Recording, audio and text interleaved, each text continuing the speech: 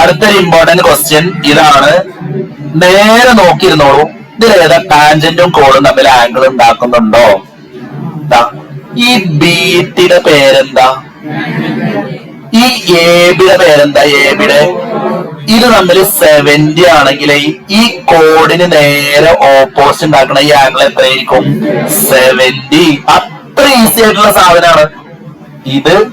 70. ഇത് 70 ആണെങ്കിൽ central angle എത്ര ഡിഗ്രി വരും? 10 സെൻട്രൽ ആംഗിൾ എത്ര ഡിഗ്രി വരും? 140. ക്ലിയർ ആണോ? ക്ലിയർ ആണോ? ഇത് റേഡിയസ് ആണ് അല്ലേ? സോ ഇവിടെയുള്ള ഈ ട്രയാങ്കിള് എന്ത് ട്രയാങ്കിളാ?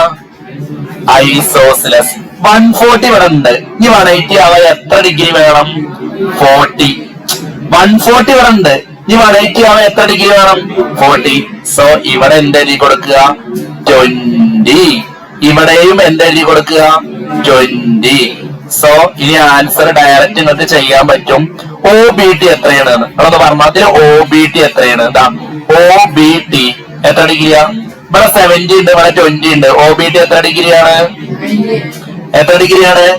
90. എ ക്വസ്റ്റ്യന്റെ ആൻസർ ആയി. ഒ ബി ടി എത്ര ഡിഗ്രിയാണെന്നാണ്. ഇവിടെ 70 ഉണ്ട്, ഇവിടെ 20 ഉണ്ട്. അടുത്തത് ഒ ബി എത്ര ഡിഗ്രിയാണ്? നോക്കിയത് ഒ ബി എത്ര ഡിഗ്രിയാണ്? നിങ്ങളൊന്ന് പറഞ്ഞ ഒ ബി എ എത്ര ഡിഗ്രിയാണ്? 20 ഡിഗ്രി.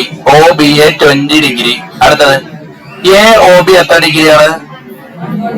ഒ ബി എത്ര ഡിഗ്രിയാണ്? എ ഒ ബി അല്ലേ? എ ഒ ബി എത്ര ഡിഗ്രിയാണ്? 140. അടുത്ത ക്വസ്റ്റ്യൻ ഏതാ? എ പി ബി എത്ര ഡിഗ്രിയാണ്? 70. വെരി സിമ്പിൾ ആണ്. വേഗം അടുത്ത ആൾക്കൊന്ന് പറഞ്ഞു കൊടുത്താ എങ്ങനെ വന്നത്?